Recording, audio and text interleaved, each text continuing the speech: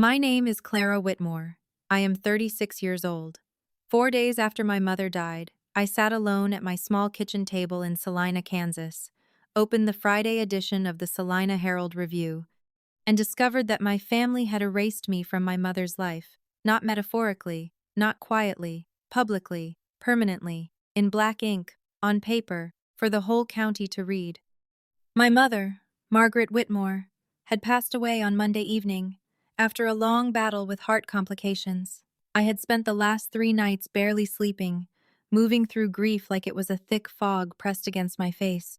That morning, I thought I was simply going to read her obituary, to see her name honored one final time, to hold the printed words in my hands and feel, for 1 second, that the world understood what it had lost.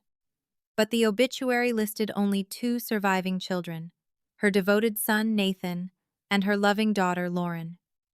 My name was not there. Not in the first paragraph, not in the family section, not in the final line. There was no beloved daughter, Clara, no youngest child, no mention that I had ever existed. Then I looked at the photograph above the text, and the breath left my body. It was our family photo from last Thanksgiving. My mother sat in the center, wearing her blue cardigan, her hands folded neatly in her lap. Nathan stood to her left in his expensive navy blazer. Lauren stood to her right with that practiced, wounded smile she used whenever she wanted sympathy. Victoria, Nathan's wife, stood behind them, polished and perfect, like a woman posing for a luxury real estate magazine. But the space beside my mother's chair, the place where I had stood with one hand resting gently on the back of her seat, had been blurred into a pale smear of wall. They had photoshopped me out of the last public image of my mother's family. I did not scream. I did not collapse. I did not throw the newspaper across the room. I am a medical insurance auditor. My job is to find what people try to hide. I trace missing signatures, suspicious billing codes, altered forms, duplicated charges, false authorizations. So I leaned closer, and there, near the curve of my mother's shoulder, almost invisible unless you knew what to look for, was a tiny flash of light, a reflection, a sliver of gold-white metal. The sunflower pendant my mother gave me when I graduated college. Whoever edited the photo had erased my face, my body, my hand, my dress, but they forgot to erase the shine from my necklace. That was their first mistake. They had removed me from the picture, but they had not removed my shadow. I drove straight to the Salina Herald Review office. The building sat on the corner of a quiet downtown street, all red brick, old glass, and the smell of ink that seemed to live permanently in the walls. Anita Cole, the editor, was behind the front desk when I walked in. She had known my mother for years. She looked up, saw my face, and immediately stopped sorting the proofs in her hand. "Clara," she said softly, "I am so sorry about Margaret." I thanked her, but my voice sounded like it belonged to someone else. Then I placed the newspaper on the counter and said, "I need to see the original submission file for my mother's obituary." Anita looked down at the photo, then back at me. Her face changed. She knew.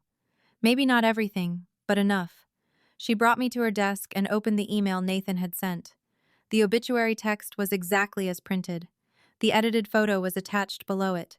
But beneath that attachment, in a forwarded chain from my mother's old email account, there was a subject line Nathan had clearly never read. It was written in all capital letters. "If they leave her out, follow the sun." For a few seconds, the room went completely still. My mother never wrote anything by accident. Margaret Whitmore managed 315 acres of Kansas farmland for over 40 years. She remembered tax deadlines, machinery leases, seed invoices, crop yields, rainfall numbers, and property boundaries with frightening precision. Even during her final months, when her body weakened, her mind remained sharp enough to catch a wrong decimal place from across a room. If my mother wrote, "Follow the sun," it was not poetry. It was instruction. Anita printed the email for me. I folded the warm paper twice and slid it into my coat pocket. My grief did not disappear in that moment. It hardened. It became clean, cold, and useful. Nathan and Lauren thought they were rewriting the story of my mother's life. They thought they could remove me before anyone asked questions. But my mother had known they would do it. And somehow, Before she died, she had left me a map. If you have ever been erased by the people who were supposed to protect you, stay with me. And before I tell you what I found next, take a second to like this video, subscribe, and tell me in the comments where you are watching from. Because this story is not about revenge, shouted across a front lawn. This is about patience, paperwork, and the kind of truth that waits quietly until the right person knows where to look. I left the newspaper office and drove 45 minutes toward the Whitmore farm in McPherson County. The Kansas sky was flat and pale. The fields stretched out in long, gold-brown lines after harvest, and every mile closer to home felt like driving back into a life someone else was already trying to steal. When I turned onto the gravel road leading to the farmhouse, I saw a moving truck parked in the yard. Two workers were carrying a cream-colored sofa through the front door. Another man was unloading rolled rugs and framed abstract prints. Standing on the porch with a clipboard was Victoria Whitmore, Nathan's wife. Victoria sold high-end homes to people who cared more about appearances than foundations. She always dressed like she expected to be photographed. Camel coat, leather gloves, perfect hair, expensive sadness. She saw me step out of the car and did not look surprised. "Clara," she said, walking down the porch steps. "Nathan thought you might come." I looked past her at the workers. "Why is there furniture being moved into my mother's house?" Her smile tightened. "We're just preparing the property." Nathan and Lauren decided it was best to secure everything quickly. Empty rural homes attract problems. "My mother died 4 days ago," I said. "The house is not empty. It is full of her things." Victoria sighed as if I were being difficult during a closing. "We're inventorying everything, and actually we packed a few items for you." She snapped her fingers, and one of the workers brought over a cardboard box. He set it at my feet. Inside were high school ribbons, old albums, a faded cheer jacket, and a few framed photos from years when no one had anything to fight over. Victoria's message was silent, but clear. "Here is your little box of memories. The land, the house, the money, the real inheritance, those belong to us. The locks were changed this morning," she added. "For security." She expected me to yell. She wanted me to yell. If I made a scene, she could call Nathan and say I was unstable. She could tell the neighbors I was grieving badly. She could create the next layer of their story. So I did not touch the box. I did not raise my voice. My eyes moved past Victoria, toward the old equipment shed behind the house. On its roof was a copper sun reflector my grandfather had mounted there decades ago to track the strongest angle of afternoon light. 12 years earlier, my mother had bolted it in place because the metal squealed whenever it moved. It had not turned once since then. But now, under the pale October sky, the copper sun was spinning. Slowly, deliberately, someone had removed the bolt. "Follow the sun." The words from my mother's email pressed against the inside of my skull. Victoria was not staging the house out of grief. A real estate broker does not bring luxury furniture to a farm days after a funeral unless she is preparing photographs, an appraisal, a lender visit, or a transaction she has no right to make yet. I looked at her again. The coat was perfect. The gloves were perfect. But there was tension around her eyes. People who move too fast are usually running from something. "Keep the box," I said. "You may need it to decorate a shelf." Then I turned and walked back to my car. The key to surviving an audit is simple. Once you find the discrepancy, do not warn the subject. Gather the documents first. I had just started the engine when my phone buzzed. It was an automated alert from Harbor Valley Credit Union, the bank where my mother kept her personal operating account. My mother had added my number years ago as a backup contact for account alerts. Nathan and Lauren never knew because they only paid attention to the large assets, never the everyday accounts that kept the farm alive. I opened the message. "Transfer alert. $63,500 wired from Margaret Whitmore individual checking account. Current balance, $0. I stared at the screen. That account was not joint. It was not Nathan's. It was not Lauren's. It was my mother's personal account, used for utilities, property taxes, seed deposits, repair invoices, and payroll for seasonal help. Margaret Whitmore was dead. I looked through the windshield at the farmhouse. Victoria was back on the porch. speaking quickly into her phone while workers carried a new glass coffee table through my mother's front door. I put the car in drive and headed straight to the bank. Harbor Valley Credit Union was quiet when I arrived. The lobby smelled like floor polish and burnt coffee. Dalton Pierce, the branch manager, looked uncomfortable the moment he saw me. He had known my mother for 20 years. He also knew something had gone wrong. "Mr. Pierce," I said, sitting across from him, "I need the transaction history for my mother's individual checking account." He adjusted his tie. "Clara, I'm sorry for your loss, but Nathan was here Tuesday morning. He explained that the family situation was complicated. He said you and your mother had been distant." There it was again. The narrative. I had abandoned her. I was estranged. I was unstable. I was not to be trusted. "My brother does not speak for me," I said. "And he did not own that account." Dalton typed into his computer, then frowned. "There was a wire transfer Tuesday at 8:37 a.m., $63,500. Nathan presented a durable power of attorney signed by Margaret 6 years ago." I leaned back. "My mother died Monday night." His face tightened. "Yes, but the document died with her," I said.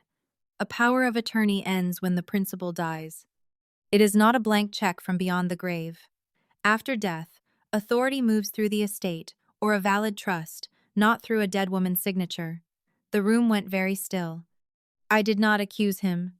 I did not need to. His negligence was already sitting on his screen. "Print the wire receipt," I said, "with the timestamp and receiving account." He did. The paper came out warm. At the bottom was the receiving entity, a private finance company in Wichita. Nathan had walked into the bank less than 14 hours after our mother died and emptied her personal account to pay someone who clearly could not wait. I folded the receipt and placed it in my folder. That was the first hard proof. But as I walked back to my car, I knew the theft was only one piece.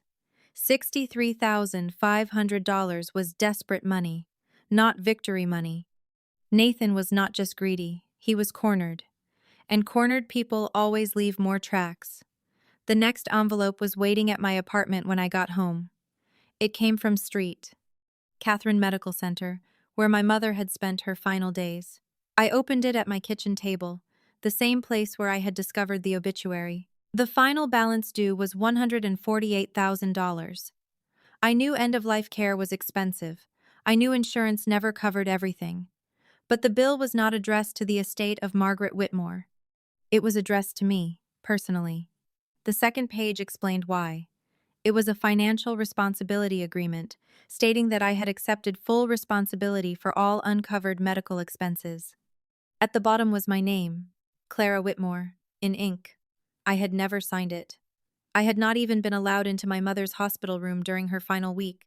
Nathan and Lauren told me she was too weak, too confused, too hurt to see me. I had believed just enough of the lie to stay away, telling myself I would not make her final days harder. Now I knew they had kept me out because they were building a trap. I studied the signature. The letters were tight. The pressure was heavy. The final stroke dragged downward with an angry little hook. "Lauren." My sister had always written like she was forcing the paper to obey her. The next morning, I went to St. Catherine's billing department. A woman behind the glass partition typed my name into the system and told me the agreement had been completed through their digital intake portal the Friday before my mother died. To access it, someone entered my date of birth, address, and social security number. That meant Lauren had not scribbled my name in a panic. She had stolen my identity, logged into a secure medical portal, and attached $148,000 of debt to my life while our mother was dying down the hall. I asked for the signature capture, IP logs, access time, device record, and confirmation email. The clerk hesitated. I lowered my voice into the tone I used during compliance reviews. "If this agreement was submitted fraudulently, then your system was used to commit identity theft. You will want your internal documentation complete before law enforcement asks for it." 20 minutes later, an administrator handed me a sealed envelope. In my car, I opened it. The signature capture was pixelated but unmistakable. The IP address traced to Lauren's home network outside Salina. I now had Nathan's wire fraud and Lauren's identity theft. Brother and sister, each taking a different side of the same trap. Nathan drained the cash. Lauren buried me under medical debt. Victoria locked me out of the property. They wanted me broke, humiliated, isolated, and desperate enough to sign away whatever claim I had. But why? The answer was waiting in the county records office. I drove to McPherson County and spent the afternoon pulling property records for the Whitmore land. 315 acres. Good soil. Good road access. Valuable, yes, but not enough to justify federal crimes. Then I stopped looking at agricultural value and started looking at energy proposals. Follow the sun. 4 months earlier, Great Plains Solar Consortium had filed a development plan for a large-scale solar farm. Their proposed map showed rows of panels, inverter stations, service roads, and long-term lease zones. The brightest, most efficient section ran directly through my mother's land. They did not want to buy the farm. They wanted to lease it for 35 years. I calculated the base rent, signing bonus, production royalties, and scheduled escalators. The total was approximately $6.8 million. I sat there in the records office, surrounded by dusty binders and fluorescent light, and finally understood the size of the lie. Nathan and Lauren were not fighting over grief. They were not fighting over furniture. They were not even fighting over the farmhouse. They were fighting over the sun. On Sunday, they held my mother's memorial at First Methodist Church. Pastor Benjamin had texted me the day before, gently saying Lauren told him I had chosen not to attend. I wrote back only, "I'll see you Sunday." I arrived late and sat in the last pew. Nathan spoke from the pulpit about loyalty, family, and those who stayed. Lauren dabbed her eyes with a tissue, performing sorrow with perfect timing. But my attention went to Victoria. Around her neck, worn like a vintage fashion piece, was my grandfather's old pocket watch. My mother kept that watch in her jewelry box for decades. When I was a child, she showed me the secret inside. A paper-thin compartment hidden behind the back plate. "Important things," she once told me, "should never be kept where greedy people know how to look." After the service, I walked to the front. Lauren hissed, "What are you doing here?" Nathan told me not to cause a scene. Victoria touched the pocket watch at her throat like it was a crown, so I smiled sadly and stepped toward her. "I'm sorry for your loss," I said, and hugged her. She stiffened. In that brief, socially unavoidable embrace, my hand moved to the clasp. The chain slipped free. The watch dropped into my palm. I stepped back, said goodbye, and left before anyone understood what had happened. In my car, with the doors locked, I opened the back of the watch. Inside was a small steel key. STB 409, Stonebridge Trust Bank. The next morning, I drove to Hutchinson with my ID and my mother's death certificate. A vault attendant led me to box 409. Inside was one ivory envelope sealed with dark blue wax stamped with my mother's initial. I broke the seal. The papers inside were titled Margaret Whitmore Family Land Trust. 3 years earlier, my mother had transferred all 315 acres into an irrevocable trust. I was named sole trustee. The land was no longer part of her probate estate. Nathan and Lauren's old will controlled nothing but an empty shell. My mother had not left me a sentimental clue. She had built a legal fortress. I could have filed the trust immediately and stopped everything. But stopping them was not enough. If I revealed it too soon, Nathan and Lauren would pretend ignorance. They would retreat. They would call it confusion. They would avoid consequences for the bank wire, the forged medical debt, and the attempted theft of a $6.8 million contract. So I hired Malcolm Reed, a quiet attorney whose office smelled of leather, paper, and discipline. I laid everything on his desk: the obituary, the email, the bank receipt, the hospital logs, the solar proposal, the trust. He read in silence for nearly half an hour. Then he looked up and said, "Your siblings are standing on a floor that does not exist." "Good," I said. "I want them to keep walking." 3 days later in probate court, Malcolm filed a weak objection to the old will. No trust, no hard evidence, just a vague claim of undue influence. Nathan and Lauren's attorney tore it apart. The judge dismissed it and admitted the old will to probate, appointing Nathan and Lauren as co-executors. Nathan smiled like a man who had just inherited the earth. Lauren exhaled dramatically. In the hallway, Nathan leaned close and said, "It's over, Clara." "Stop embarrassing yourself," Lauren added. "You lost. Accept it." I looked at both of them and said, "Congratulations." They thought I was defeated. What they did not understand was that from that moment on, every action they took as co-executors carried legal responsibility. If they tried to sign a solar lease on land the estate did not own, they would not be making a mistake. They would be committing fraud in a documented setting. While they celebrated, Malcolm followed Nathan's money. The truth was uglier than I expected. Nathan and Victoria were drowning in $1.75 million of failed real estate debt from 3 luxury apartment projects in Wichita. The units had not sold. The bridge loans were due. Interest was eating them alive. And Nathan had cross-collateralized Victoria's brokerage without fully telling her. The solar lease was not just a windfall. It was their lifeboat. So I created one more layer of the trap. Through a Wyoming company called Sunvale Holdings LLC, funded by liquid assets inside my mother's trust, Malcolm purchased Nathan's distressed debt from the lenders at a discount. Within 48 hours, I became Nathan's largest secured creditor. He owed my company $1.75 million and had no idea. Then Nathan called me. His voice was smooth at first. He offered me $15,000 to sign a waiver releasing all claims against the land and estate. When I did not answer, his tone hardened. He mentioned the $148,000 hospital debt. He said collections would ruin my credit, garnish my wages, and follow me for years. I tapped the record button on my phone. Then I said, "Nathan, is $15,000 all you can offer after wiring $63,500 out of Mom's account the morning after she died?" Silence.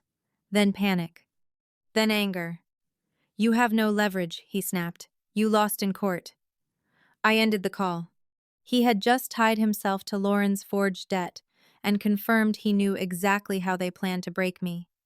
The signing was scheduled for Monday, October 23rd, at the Marriott Salina Grand.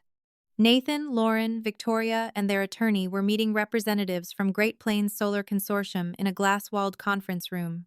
At 1:55 p.m., Malcolm and I walked down the hallway. I wore a navy suit. He carried a leather briefcase. Through the glass, I saw them around the table. Nathan had dressed like a man preparing to become rich. Lauren wore my mother's pearls. Victoria kept checking her watch. The solar executives had the lease documents laid out in front of them. The contract was worth $6.8 million over 35 years. Nathan reached for his gold pen. I opened the door. Every head turned. Lauren stood so quickly her chair scraped the floor. "What are you doing here?" Nathan said, his face draining. "This is a private meeting." I walked to the table and placed 4 gray folders in the center. 1. The trust. 2. The hospital signature and IP logs. 3. The bank wire receipt. 4. The Sunvale Holdings debt assignment. "Before anyone signs," I said calmly, "you should review the actual chain of title." Their attorney opened the first folder. I watched the confidence leave his face. He read the trust. He read the deed transfer. He understood immediately. "This land is not part of the probate estate," he whispered. Then he turned to Nathan. "You told me the will was controlling," Nathan stammered. "Lauren said I must have forged it." I ignored them and looked at the solar executives. Their lead representative capped his pen and said, "We are aware of the trust." Nathan froze. The executive continued, "Mrs. Margaret Whitmore's attorney notified our legal department before her death. We agreed to this meeting so your attempted claim could be documented and formally rejected. We are here to execute the legitimate lease with Miss Clara Whitmore." That was the moment the room changed. Nathan was no longer negotiating. Lauren was no longer performing grief. Victoria was no longer pretending elegance. They were all just people sitting in front of folders that could destroy them. I opened the hospital file and slid the signature toward Lauren. "You used my social security number to sign a $148,000 financial responsibility agreement. The IP address traces to your home." Lauren's mouth opened, but no sound came out. I opened the bank file and slid the receipt toward Nathan. You used a dead power of attorney to wire $63,500 from our mother's account at 8:37 a.m. the morning after she died. His hand shook. Then I opened the final folder. Victoria grabbed the papers first. She scanned the cross-collateralization clause, and her face twisted. "You put up my brokerage?" she whispered to Nathan. He would not look at her. She removed her wedding ring and placed it on the table. It made a tiny sound, but in that room it landed like a hammer. Their attorney stood, shoved his papers into his case, and said, "I cannot represent clients who used me to present false ownership. I withdraw immediately." Then he left. Malcolm placed 3 documents on the table: Lauren's confession, Nathan's confession, a complete waiver surrendering all claims to the trust, land, and solar lease. I gave them the terms. If they signed, I would use the confessions to clear the hospital debt, require Nathan to return the $63,500 within 72 hours, and restructure the $1.75 million debt into a long-term repayment plan. If they refused, the files would go to investigators that afternoon, and Sunvale Holdings would begin foreclosure against every secured asset, including Victoria's brokerage. They had 1 hour. When we returned, Lauren signed first. The woman who forged my name with heavy confidence could barely form her own. Nathan signed next, but not with the gold pen in his pocket, the one he had bought to sign the contract he thought would save him. He used a cheap hotel pen instead. He could not bring himself to use his trophy to sign his surrender. After the confessions were notarized, the solar executive placed the legitimate lease in front of me. "Miss Whitmore," he said, "as sole trustee, we require your signature." He offered me his pen. I raised my hand and declined. Then I turned to Nathan and slipped the gold pen from his breast pocket. He flinched, but he did not stop me. I uncapped it, leaned over the contract, and signed my name. Clara Whitmore. The name they erased from the obituary, the name Lauren forged to trap me, the name Nathan tried to buy for $15,000. I signed it cleanly across a $6.8 million lease. Then I capped the pen and put it in my own jacket. "Consider this the first payment toward what you stole from Mom," I told Nathan. "You have 71 hours and 59 minutes to return the rest." He had no answer. After that, the collapse was quiet. Nathan sold his luxury vehicles, lost his standing in real estate, and took a middle management job while sending most of his income to Sunvale Holdings every month. Lauren pleaded guilty to identity theft and electronic fraud. To avoid prison, she accepted 1,200 hours of community service at St. People Hay, Catherine Medical Center, filing the same kind of billing documents she had tried to weaponize against me. Victoria divorced Nathan before the end of the month. She saved part of her brokerage, but she lost the image she had spent years polishing, and I went back to the Salina Herald Review. Anita Cole looked up when I entered, and this time I handed her a new obituary. A full page. No accusations, no scandal.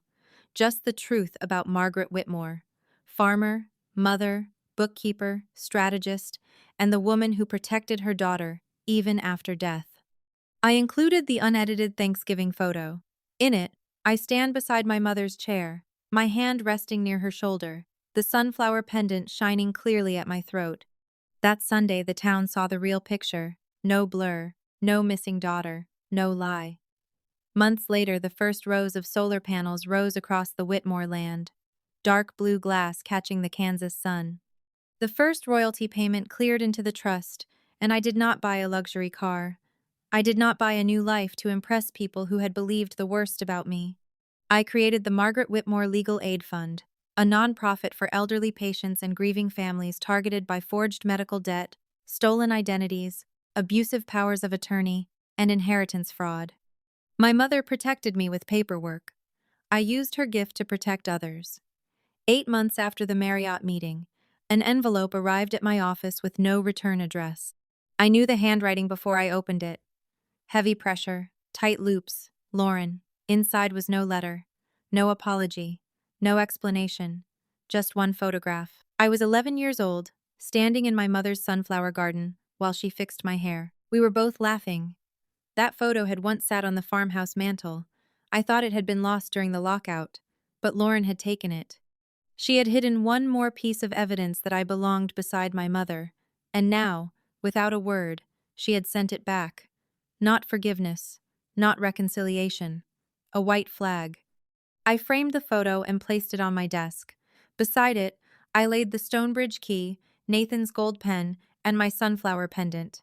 The key was my mother's preparation. The pen was greed turned into surrender. The pendant was the light they forgot to erase.